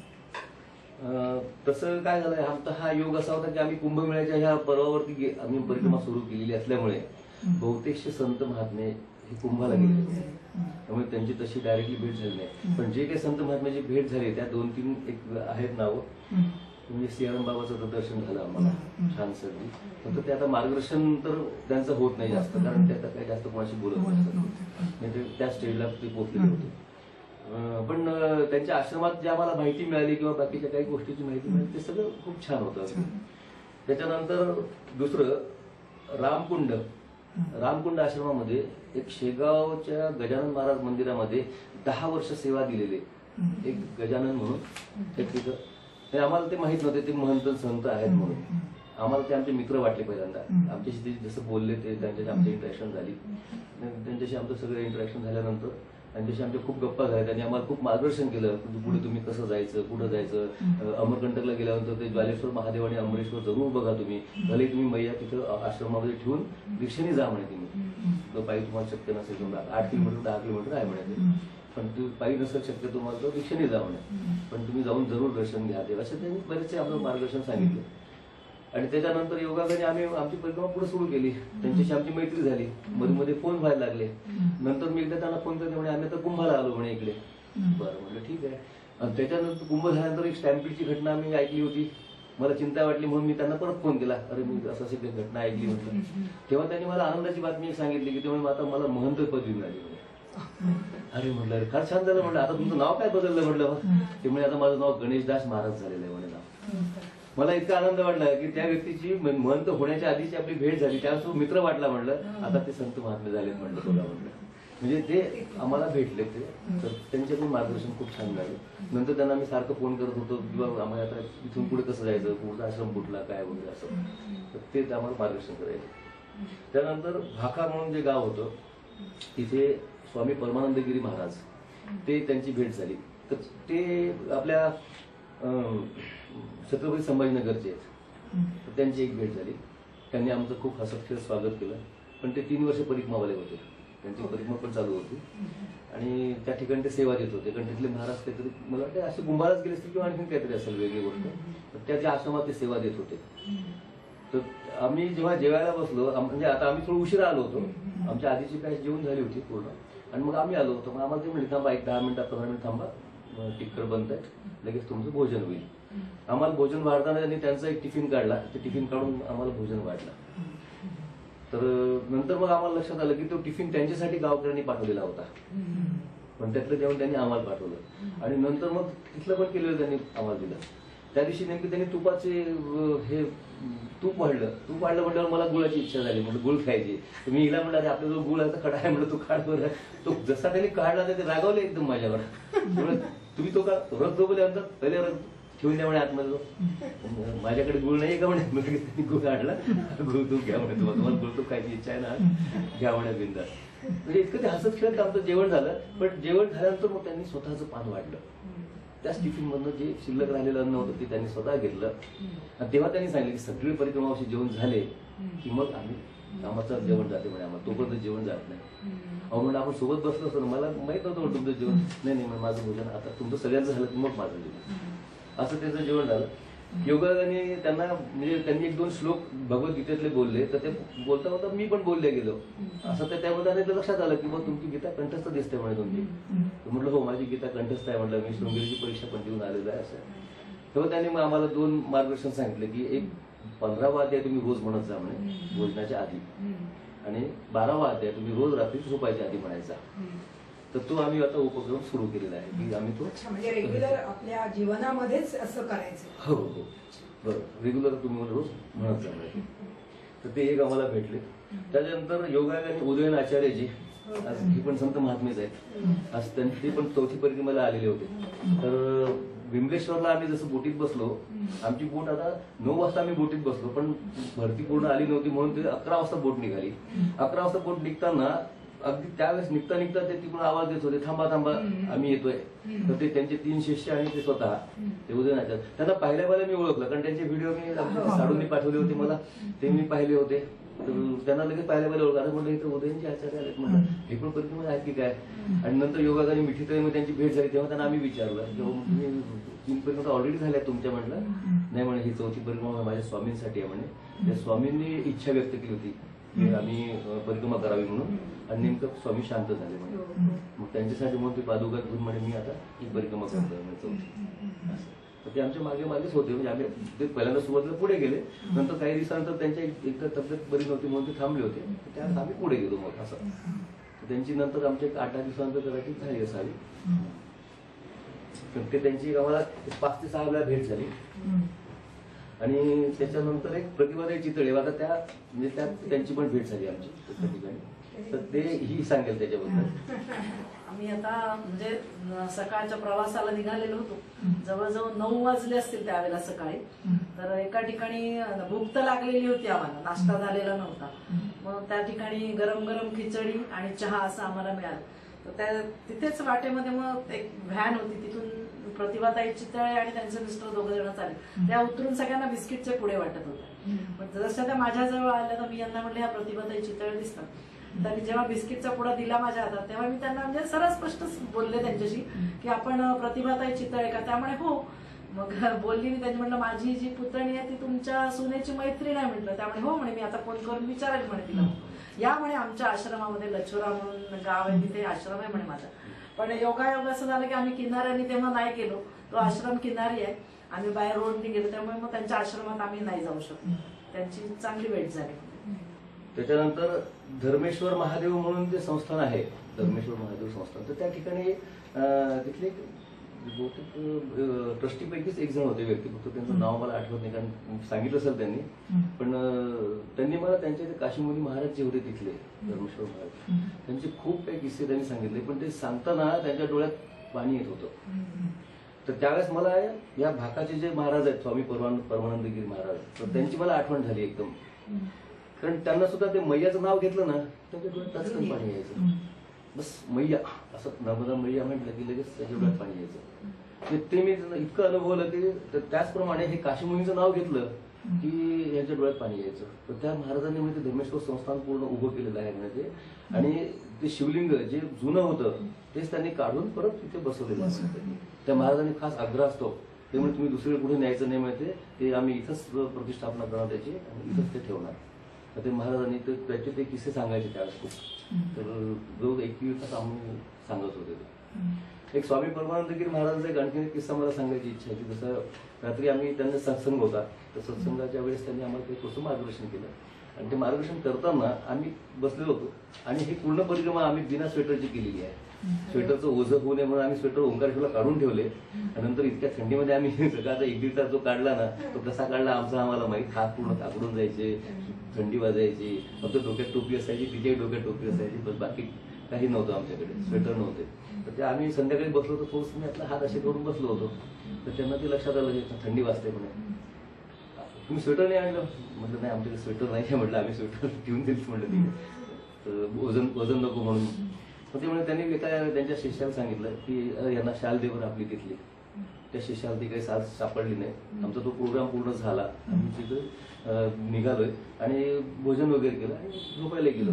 तिला सहज त्या दिवशी आठवण झाली, ती म्हणे ते शाल देणार होते म्हणे, चालते काही आणलीच नाही म्हणे. अगं म्हटलं सापडली नसेल म्हटलं, त्यांना मुलं शोधायला गेली असेल तर सापडली नसेल म्हटलं, काय बाकी ठीक आहे. मग सकाळी उठलो आम्ही, मस्त आमचं आवरलं.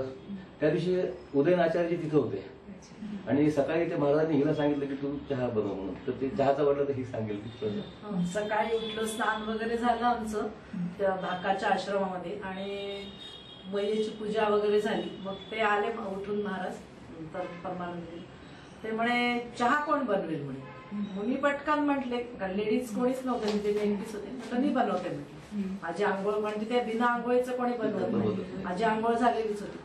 मग सगळ्यांचा मोठ्या भांड्यामध्ये चहा केला, जवळ 20-25 जणांचा केला असेल चहा. आणि मग त्यांचं पण पूजा वगैरे आटोपली होती आपल्या उदयन आचार्यजींची. मग त्यांना आधी ते म्हणाले की तुम्हाला दुसऱ्या दिवशी मी कॉफी बनवून देतो. म्हटलं मी तर चहा केलेला आहे आता. ते म्हणे काही हरकत नाही म्हणे. मग त्यांना आधी ग्लासमध्ये चहा दिला उदयन आचार्यजींना आणि मग बाकीच्यांना सगळ्यांना दिला. असं त्या दिवशी म्हणजे अशा मोठ्या प्रमाणात मी पहिल्यांदाच बनवला. तेच मी तुम्हाला म्हणजे चहा झाल्यानंतर काही सेवा करायची संधी मिळाली की नाही? आहे संधी मिळाली आम्हाला. पण आता हे चहा झाल्यानंतर जेव्हा आम्ही आमचं सगळं आवरून निघालो, आम्ही वाटेत प्रवास सुरू झाला आमचा. जवळ 5-6 किलोमीटर आम्ही पुढे गेलो आणि आमच्यातला एक श्रीकांत म्हणून होता एक मुलगा, तो मागे थांबला होता थोडासा. म्हणजे तो जरा उशिरा निघाला, 7:15 निघाला तो. आणि तो आल्यानंतर तो जेव्हा आम्हाला ओव्हरटेक करून असं पुढे जायला लागला, त्याला एकदम अचानक आठवलं, अरे त्या स्वामींनी म्हणे, महाराजांनी म्हणे तुमच्यासाठी शाल पाठवली म्हणे ती. ते म्हणे काल तुम्हाला द्यायची होती म्हणे, ती काल त्यांना सापडली नाही त्या मुलांना ती. तर ती त्यांना नंतर सकाळी सापडली, त्या बॅगच्या बाजूला पडलेली होती म्हणे, त्यामुळे त्या मुलांना सापडलीच नाही ती. तर ती माझ्यासोबत पाठवली म्हणे, ही शाल तुमच्याकडे टाकायची. मी लगेच तिथून फोन उचलला आणि त्यांना सांगितलं की तुमचा शालीचा प्रसाद आम्हाला मिळाला आणि तो प्राप्त झाला, आम्ही तो आयुष्यभर जपू म्हणला त्या छान मस्त. तो म्हणजे असा त्यांचा तो हो प्रसादच. आणि आता सेवेचा जर तुम्ही म्हटलं समजा, तर सेवेला जवळजवळ एक अमलथा नावाचं गाव होतं. अमलथा म्हणजे सेवा म्हणजे आता हा सेवा नाही, हे सदावर्त झाला तिथं. सेवेचा दुसरा प्रकार पुढे सांगतो. तर अमलथामध्ये त्या एक वयस्कर लेडीज होत्या मैया. तर त्या मैया त्यामुळे आता माझ्याकडे होत नाही म्हणे स्वयंपाक करणं, पण मी तुम्हाला दाल बनवून देते, तुम्ही पाठी बनवत असाल ना, पाठी कंडे आहेत म्हणजे माझ्याकडे, अमुक आहे, आटा वगैरे देते तुम्हाला. तर आमच्यासोबत जी खरगुणवाली मैया होती ती आणि ही, त्या दोघींनी मिळून मग तिथं ते त्यांनी पाठीची व्यवस्था केली आणि ते त्यांनी हे केलं. तसे ते एक आम्हाला सदावरचा पहिला प्रकार तिथे पाहायला मिळाला, म्हणजे पहिल्यांदा अनुभव होतो अमलथा. म्हणजे 4-5व्या दिवशीचाच आहे, तेलिपिटानंतर हार्डली दुसरा का तिसरा दिवसच होता आमचा तो. तर तिथे आमचा तो प्रकार. एक कोसरिया म्हणून गाव होतं, तिथं एक मैया, तिच्या हाताला एक साप चावला होता म्हणून तिला ते पोळ्या बनवता येत नव्हत्या. आणि त्या दिवशी सोमवार होता. आमच्या दोघांचं दुपारी जेवण झालेलं असल्यामुळे आम्हाला संध्याकाळी जेवण नव्हतं करायचं, आम्हाला आमचं फराळाचं काहीतरी घ्यायचं होतं. आणि मग तिथं ते पोळ्या बनवण्यासाठी मग त्यांनी मग सांगितलं की जर कोणी बनवत असेल तर हा मी देतो म्हणे तुम्हाला. मग त्या दिवशी मात्र काय झालं की 20-25 जण तिथे होते. तर सगळ्या आटा तो फक्त त्या परिक्रमावासींनीच म्हणतो की आटा भिजवून ठेवला होता. पण त्याच्यानंतर मग आम्ही म्हटलं पोळ्या करायचं, तर मला पोळ्या छान करता येतात म्हणून मी हिला काय म्हटलं, मी आज पोळ्या करतो म्हटलं. ती म्हणे हो एकट्याने नाही होणार तेवढं, आपण दोघं मिळून करू म्हणे, मी पण येते म्हणे. आणि मग ती पण आली आणि दुसरे परिक्रमावासी ते बसले होते, त्यांना मी काय म्हटलं, आम्हाला दोघांनाही जेवायचं नाही आहे म्हटलं, त्यामुळे आम्हाला आता फराळाचंच घ्यायचं, त्यानंतर पोळ्या घेऊन घेऊ, पण तुम्ही आता जेवायला बसा म्हटलं आणि आम्ही तुम्हाला पोळ्या करून वाढतो.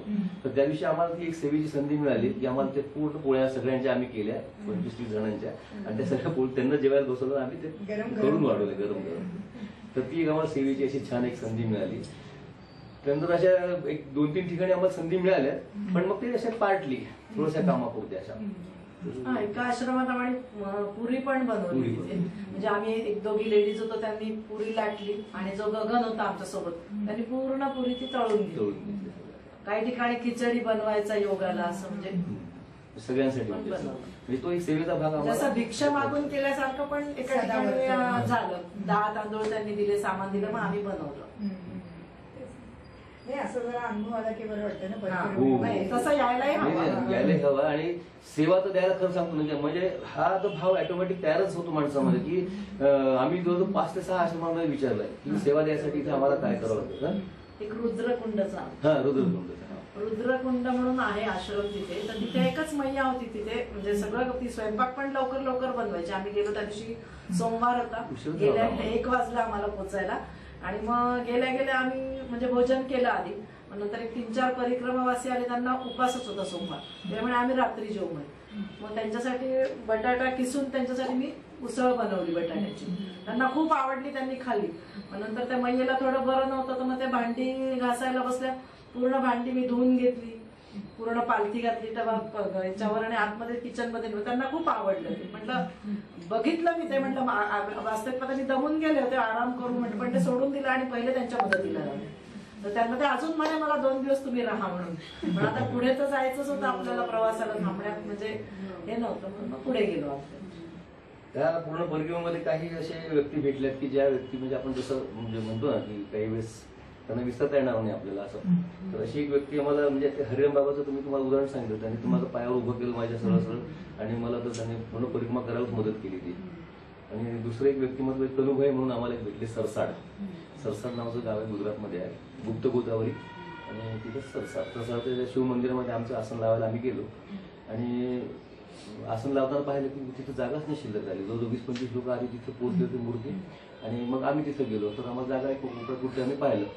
तर तेवढ्यात ते तनुभाई आमच्याकडे आले आणि आम्हाला विचारलं. त्यांना कोणतरी फोन केला होता, नंतर कळलं आम्हाला.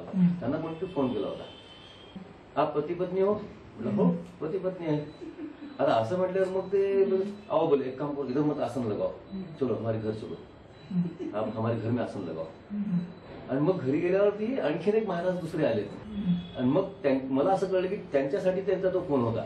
त्यांना तुम्ही तुमच्या घरातच आसन लावायला सांगा असं. तर ते योगाने म्हटलं मैयाने आमची सोय म्हटलं. पण त्या कनुभाईने आमची इतकी चांगली सेवा केली. अक्षरशः आमचं दोघांचं इतकं सूत जमलं की रात्री 11:30 पण गप्पा मारत बसले ते. आम्हाला डोळे लागत होते बसल्या. पण म्हणते ते बोलत होते म्हणजे आम्ही आपलं बोलत बसलो त्यांची. तर इतकं छान असं आलं. त्यांनी आम्हाला सांगून ठेवलं की नारेश्वरला तुम्ही आले की मला आधी प्लॅन सांगा म्हणे तुम्ही. नारेश्वरला तुम्ही याल तेव्हा आमचं नारेश्वर पलीकडे आहे, सरसाडच्या पलीकडच्या बाजूला. तर तिथे आल्यानंतर मी तुम्हाला भेटणार म्हणे. ठीक आहे म्हटलं, करतो फोन. नारेश्वरला आला, त्यांना फोन केला. दुसऱ्या त्यामुळे आम्हाला तुम्ही थांबा देतो. नाही म्हटलं हम रुक तो नाही सकते, हम तो आगे जाएंगे. आपण मत आओ, हम आगे निकल जाएंगे. आम्ही निघालो पुढे. या महाशयाने त्यांची ती गाडी नावेत टाकली. नाव पलीकडे आले. ते गाडीने आमच्या बालभोगसाठी आमच्यासाठी साहित्य घेऊन तिथपर्यंत आले. 6 किलोमीटर पुढे गेलो होतो आम्ही. ते 6 किलोमीटर पर्यंत आमच्या मागे मागे आले. आणि तिथे आम्हाला त्यांनी एक मस्त हे टाकलं, सतराची टाकली. आणि तिथे बसलो नाश्ता करायला. आता आमचा होता सोमवार. आम्ही त्यांना म्हटलं बघा आमचा तर सोमवार आहे, आता आम्ही खाऊ शकत नाही, आमच्यासाठी 2 थालीपीठ ठेवा म्हटलं. तुम्ही थालीपीठ करून वाटले छान त्यांनी. आज 2 बाजूला काढून ठेवा म्हटलं. आम्ही जेवताना ते घेऊ आणि तुम्हाला जेवण झालं तर ते नक्की सांगू म्हटलंय की आम्हाला कसे लागले ते. पण आता म्हटलं तुम्ही बाकीच्यांना द्या. मग ते बाकीचे आमच्या सोबत जे होते त्यांनी 1-1 थालीपीठ खाल्लं. आणि ते खाल्ल्यानंतर आम्ही निघून गेलो. आता त्यांना ते चिंता वाटली की अरे मी बालभोग तुमच्यासाठी आणला, तुम्हाला तर मिळालाच नाही. तिथून पुढे आम्ही जेव्हा गेलो तेव्हा अक्षरशः हार्डली 1 किलोमीटर 1.5 किलोमीटर वरती एक कार थांबली. त्यांनी हिला विचारलं की हम दक्षिणा देना चाहते, आप लेंगे दक्षिणा? ठीक आहे, मैयाची मर्जी म्हणलं तुम्ही द्या. त्यांनी दक्षिणा दिली. आणि मग आणखी काय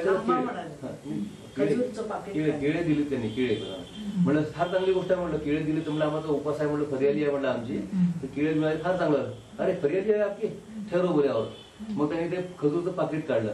चांगलं अर्धा किलोचं पाकिट होतं, ते पाकिट दिलं आम्हाला त्यांनी. आणि ते जसं मिळालं ना तसं आम्ही लगेच त्या कनुभाईंना फोन करून सांगितलं, अरे तुम्हाला चिंता वाटत होती म्हणलं आम्हाला बालभोगची आमच्या, बघा म्हटलं मैयानी आमची सोय केली म्हटलं, आम्हाला केळं मिळालेत म्हटलं आणि खजूर मिळालेत म्हटलं, आमचा बालभोग आता छान होतोय म्हटलं, तुम्ही काहीच काळजी करू नका म्हटलं.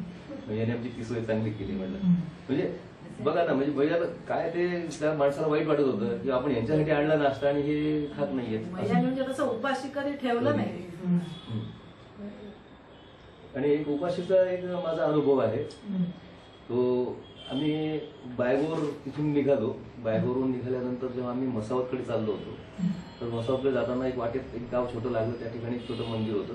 आमच्यातले एक जण व्यक्ती होते, त्यांना मूर्ती त्यांना हे होतं, ताप होता थोडासा. त्यामुळे ते काय म्हणले, मी आराम करतो. 9:30 वाजले असते त्यावेळेस. मग थोडासा 1 घंटा आराम करले तो, बाद में निघले बोले आले. तर ठीक आहे म्हटलं, आम्ही आराम करतो तिथं. आम्ही सांगून गेलो, आराम केला. गावातल्या एका व्यक्तीने आम्हाला तिथे चहा आणून दिला मस्त. चहा घेतला सगळ्यांनी आणि मग आम्ही त्यांना हळू आता विचारून घ्यावं म्हटलं बालभोगसाठी किंवा जेवणासाठी वगैरे. पण ते म्हणजे नाही, आमच्याकडे तरी गावात काही कोणी व्यवस्था होणार नाही म्हणजे तुमची चहाची होईल म्हणजे बारबत आणखी चहा आणायचं होतं तर आणतो बघ. मग म्हटलं नाही, चहा नको म्हटलं, आता आम्ही निघतो. मग पुढे आम्ही 10:30-11 तिथून निघालो आणि पुढचं जे गाव सुलतानपूर म्हणून गाव लागतं. ऍक्च्युली सुलतानपूरला जायची गरज नाही राहते. सुलवाडा शनी मंदिर जे आहे तिथे जाण्यासाठी त्या सुलतानपूर गावात जायची गरज नाही पडत. पण आमचा रस्ता आम्ही थोडंसं चुकलो आणि तो पुढे गेलो. पुढे गेल्यावरती एक छात्रावास लागला. त्या छात्रावासमध्ये आम्हाला, कारण आता सकाळी नाश्ता नाही झाला, बालभोगण्याला काहीच नाही झालं, आमचं चहाच फक्त एक झाला. आणि त्या 11-11:30 त्या मुली छान मस्त ताटं घेऊन त्यांच्या थाळ्या घेऊन जेवायला जाताना दिसल्या. आता आम्हाला वाटलं थोडंसं छात्रावासमध्ये विचारलं तर कदाचित आपली भोजनाची व्यवस्था होऊ शकेल. पण नंतर आम्हाला आमचे जे सहकारी होते दुसऱ्या एका व्यक्तीशी बोलत होते, तर त्यांनी त्यांना सांगितलं की असं बहुत नजदीक है, असं 1-1.5 किलोमीटर है, आप बीच में से रस्ते से निकल जाओ, आगे चले जाएंगे तो पहुंच जाएंगे वहां पे ऐसा. मग आता म्हटलं 1-1.5 किलोमीटर आश्रमात म्हणलं, मग कशाला इथं विचारायचं म्हणून आम्ही आपलं विचारलं नाही आणि पुढे गेलो. पुढे गेलो तर आम्हाला त्या सुलतानपूर गावातच जावं लागलं. शेवटी गावात गेलो. गावातून असं फिरून पुढे जाऊन त्या शिलवाडा शनी मंदिरला गेलो. जवळजवळ 2.5-3 किलोमीटरचा फेरा पडला आम्हाला जवळ. तर 3 किलोमीटरला आम्हाला पुन्हा 1.5-2 तास गेले आमचं, कारण थकलेलो होतो. आणि हा त्याच्यात वाटेत आम्हाला एक शेत लागलं, शेत पपईचं.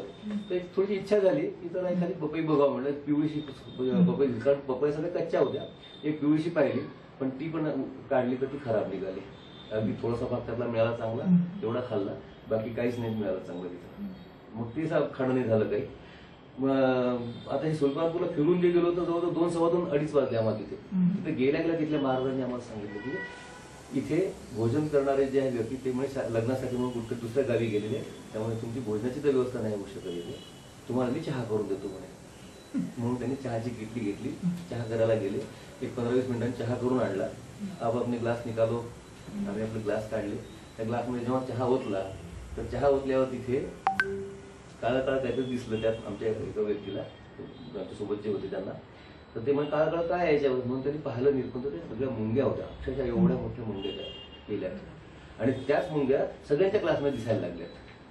म्हणजे त्यांच्यात सगळ्यात जास्त आणि मग बाकीचे कमी कमी असं. तर म्हटलं एवढ्या मुंग्या, आपण एखाद दुसरी असले तर काढून फेकून घेतो आणि चाय पिऊन घेतो.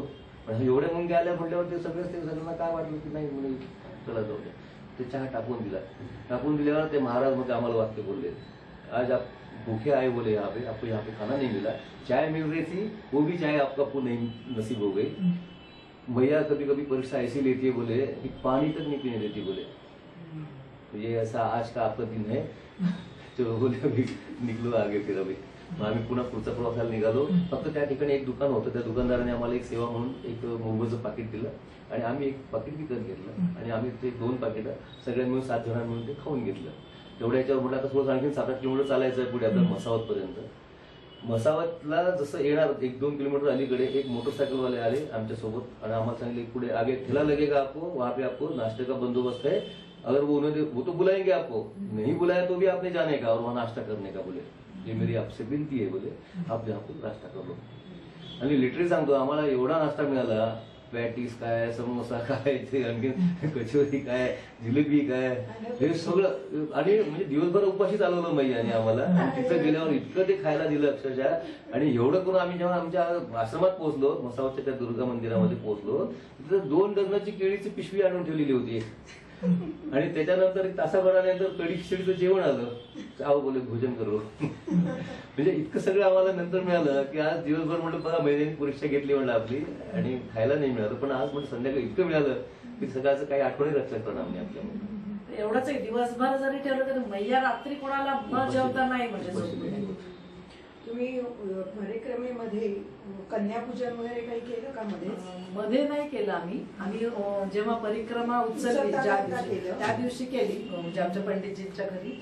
आणि नंतर जेव्हा परिक्रमा पूर्ण करून आलो तेव्हा पण त्यांच्या घरी केली. मध्ये म्हणजे असं परिक्रमेत असताना रोज कुमारिकांना 1-2 कुमारिकांना तरी मी पैशाच्या स्वरूपात म्हणा पूजन करून नमस्कार करायचा, त्यांचा आशीर्वाद घ्यायचा आणि मग पुढे अशा जायचं. भेटल्या म्हणजे अशा रोज भेटतच होत्या. अरे काही तर मुली अशा भेटल्या की अक्षरशः पुढे येऊन असे हात पुढे करत होते. अक्षरशः ती छोटीशी मुलगी म्हणजे तिला काहीच कळत नाही बिचारीला, पण ती अशी पुढे येऊन असे हात पुढे करते आणि म्हणते, मग मी तिच्या हातात मी म्हटलं काय काय पाहिजे म्हटलं, ती म्हणते मग बिस्किट वगैरे पाहिजे म्हटलं. मग तिला आम्ही पूजन केलं तिचं असं. तर असे आम्ही जवळजवळ साधारण रोज टेंट असतात की लगेच आपल्या डोक्यावर हा, हात हो, ठेवायचे हो, लगेच. ते लगेच आशीर्वाद दो म्हणते, आशीर्वाद बरोबर आशीर्वाद देतात. आणि त्यांच्या सोबत पण जे असायचे दादा दादी म्हणा, आई वडील त्यांचे, ते पण म्हणायचे बाबाजी को आशीर्वाद दो, मैया को आशीर्वाद दो, असं डोक्यावर बरोबर हात ठेवायचे.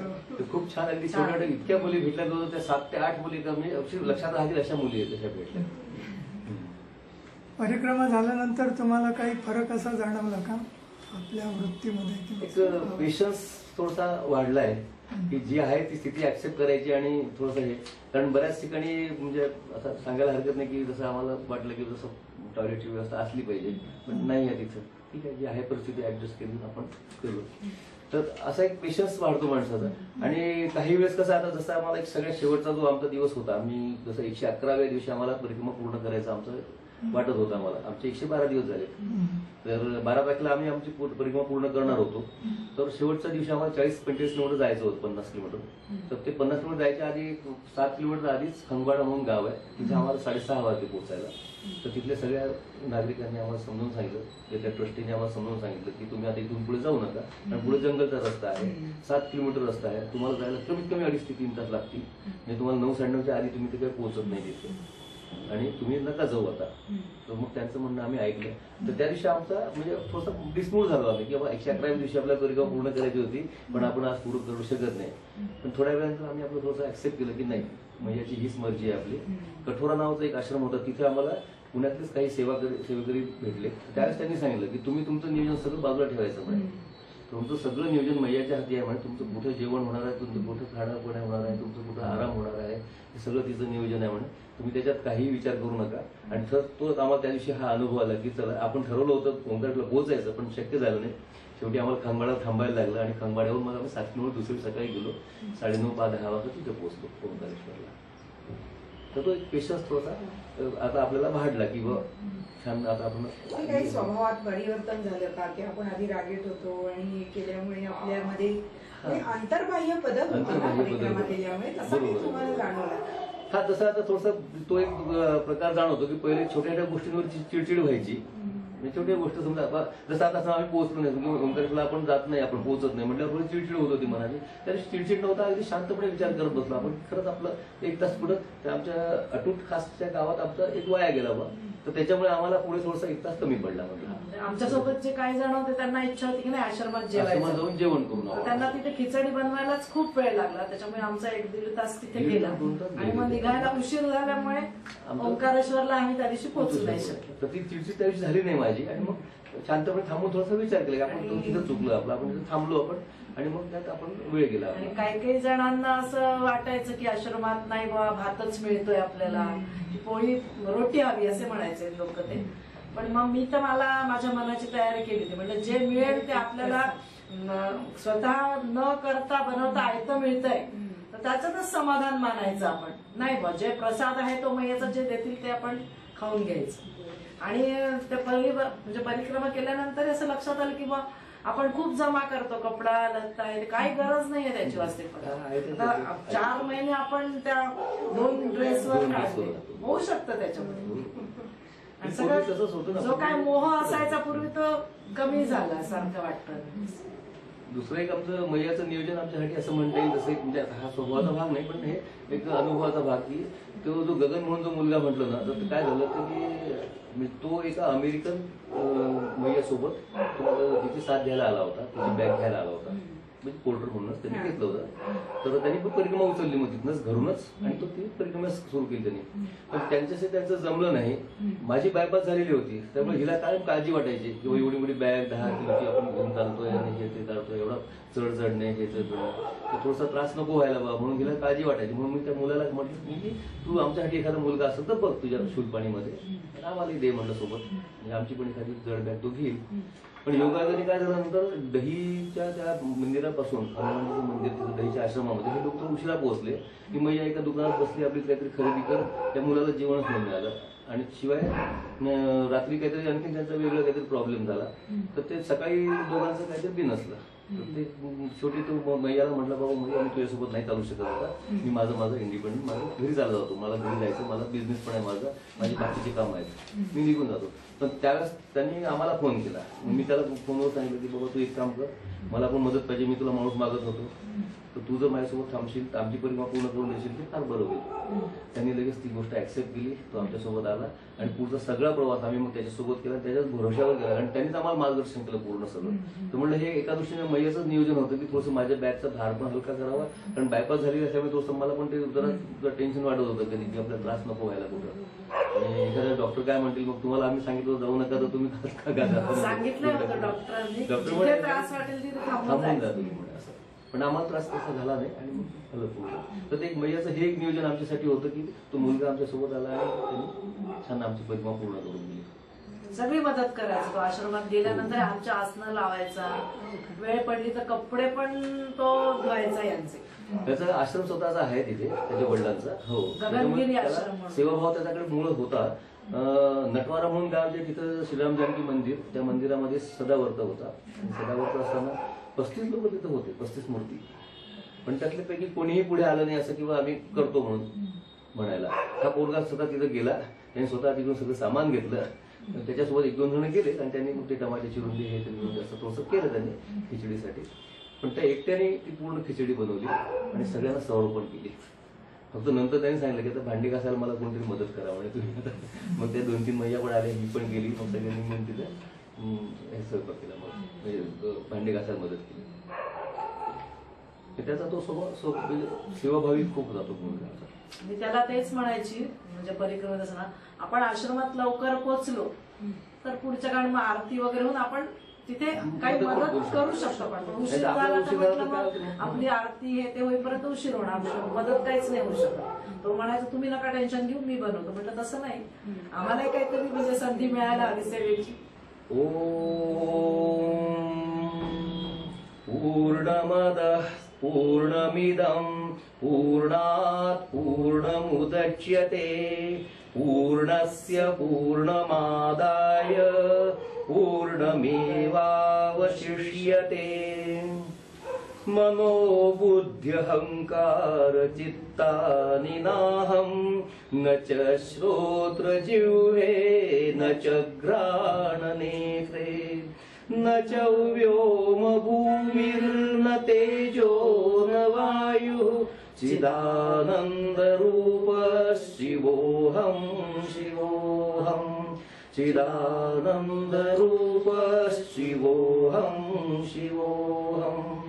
न च प्राणसंज्ञो न वै पञ्चवायुर्न वा सप्तधातुर्न वा पञ्चकोशः न वाक्पाणिपादौ न चोपस्सपायु चिदानन्दरूप शिवोऽहं शिवोऽहं चिदानन्दरूप शिवोऽहं शिवोऽहं.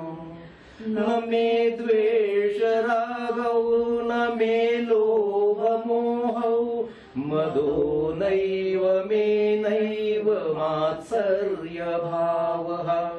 न धर्मो न चार्थो न कामो न मोक्षः चिदानन्दरूप शिवोऽहं शिवोऽहं चिदानन्दरूप शिवोऽहं शिवोऽहं. न पुण्यं न पापं न सौख्यं न दुःखं न मन्त्रो न तीर्थं न वेदा न यज्ञः. अहं भोजनं नैव भोज्यं न भोक्ता चिदानन्दरूप शिवोऽहं शिवोऽहं चिदानन्दरूप शिवोऽहं शिवोऽहं.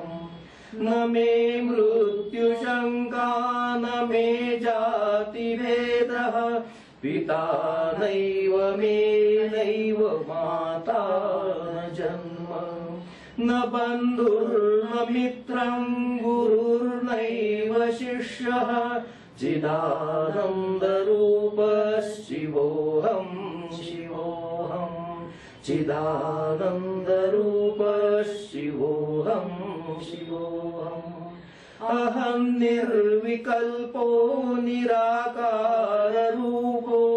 विभुर्व्याप्य सर्वत्र सर्वेन्द्रियाणां सदा मे समत्वन्न मुक्तिर्न बन्धः चिदानन्दरूपः शिवोऽहं शिवोऽहं चिदानन्दरूपः शिवोऽहं शिवोऽहं चिदानन्दरूपः शिवोऽहं शिवोऽहम् नर्मदे नर्मदे हर नर्मदे हर नर्मदे हर